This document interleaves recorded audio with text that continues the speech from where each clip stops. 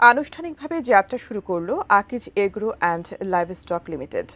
বগুড়ায় অত্যাধুনিক এই ফ্যাক্টরির উদ্বোধন করেন আকিজ গ্রুপের প্রতিষ্ঠাতা শেখ আকিজ উদ্দিনের সহধর্মিণী উম্মি মনোয়ারা বেগম। আকিজ ভেঞ্চারের চেয়ারম্যান শেখ শামীম উদ্দিন ও তার পরিবার।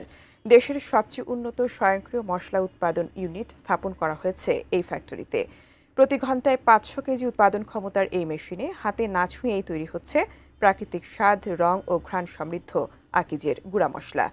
কৃষকদের সঙ্গে সরাসরি কাজ করে ফসলের প্রতিটি ধাপে গুণগত মান নিশ্চিত করছে প্রতিষ্ঠানটি।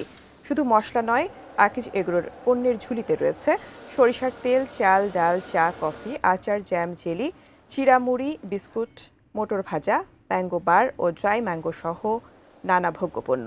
উদ্বোধনী অনুষ্ঠানে উপস্থিত ছিলেন আকিজ ভেঞ্চারের chairman Sheikh Shamim Uddin, CEO Syed Zahurul Alam, business head Mohammad Maruf Ahmed সহ ঊর্ধ্বতন কর্মকর্তারা।